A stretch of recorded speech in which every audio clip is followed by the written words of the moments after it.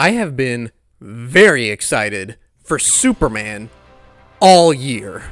I know it may not seem that way because this video is so late, but I was finishing the Elio review when the movie first came out, and then I was immediately gone on a big trip where I came back sick. But I promise you, I've been excited for this movie.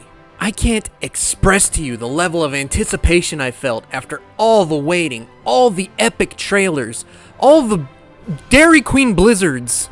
And after all that, I finally got to see the movie I'd been waiting for, and it was pretty good. Didn't really blow me away like I was hoping it would, but I liked it. Okay, a lot of you probably want to attack me right now, because there's a lot of love for this movie, which makes me happy, because there are elements of this movie that I do really love, and they seem to be what's connecting with people the most, which is really great to me. But we'll circle back to that. What didn't I love? Well, simply put, it's the story.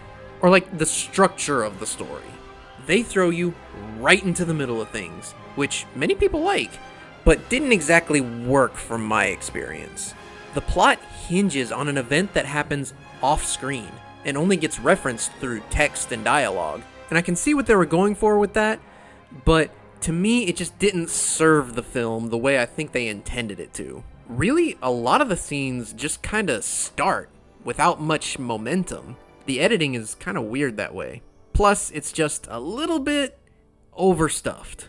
There's so many threads going on. Like Superman's conflict with Lex Luthor, his image to the public, his relationship with Lois, his friction with the Justice Gang, the Daily Planet team trying to figure out what's going on. There's so much. And I know they are all connected, but with so many moving parts, it leaves some things feeling kinda half-baked.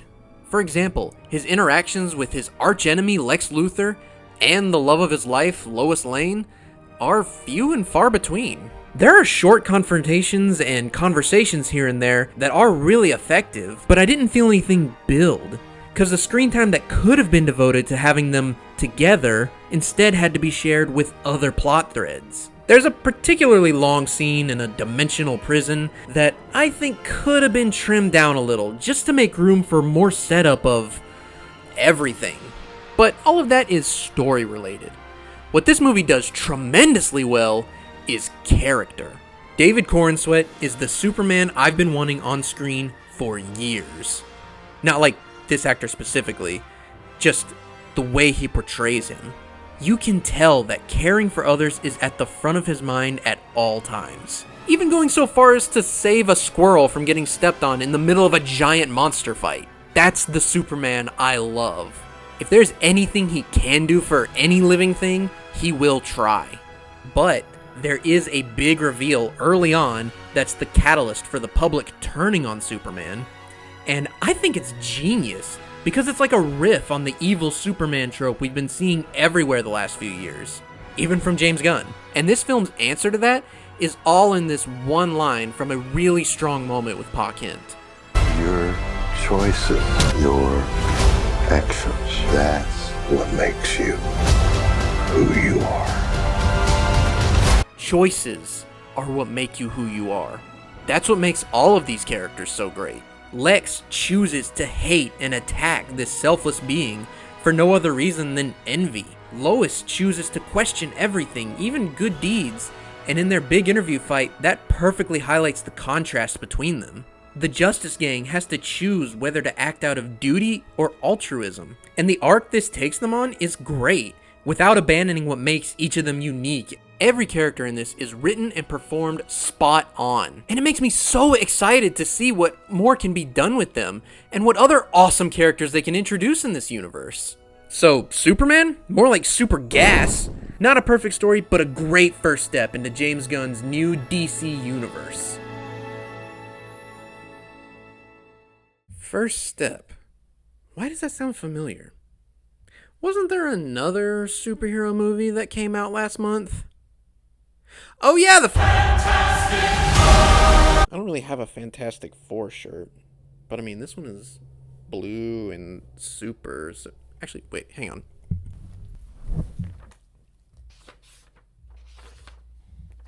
fantastic. Now, I haven't seen any of the other Fantastic Four films, and I haven't read that many of their comics, so I didn't have much to compare to when going into the Fantastic Four First Steps. I've always really loved The Incredibles, though, if that counts. And you know what else I really like?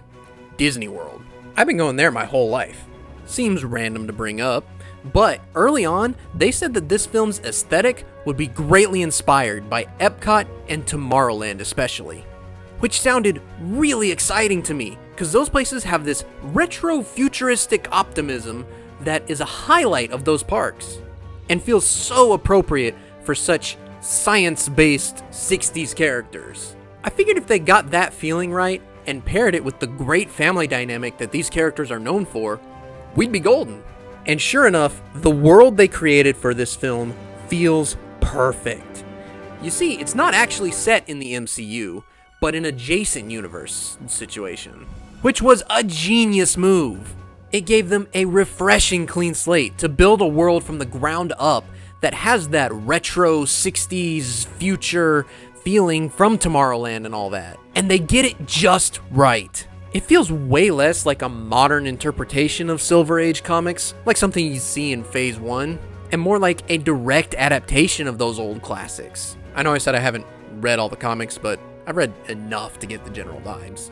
There's this newsreel type thing in the opening with clips from their various adventures, and it feels like flipping through a bunch of covers from the old issues. And you know, speaking of their adventures, let's talk about the one in this movie, because there's one major aspect of it that I think people are either going to love or hate. And that is, there is not much fighting in this. Like, at all. Other than glimpses in that opening newsreel I mentioned, and the obligatory third act battle, there's like no other real fights. It's mostly exploration and problem solving.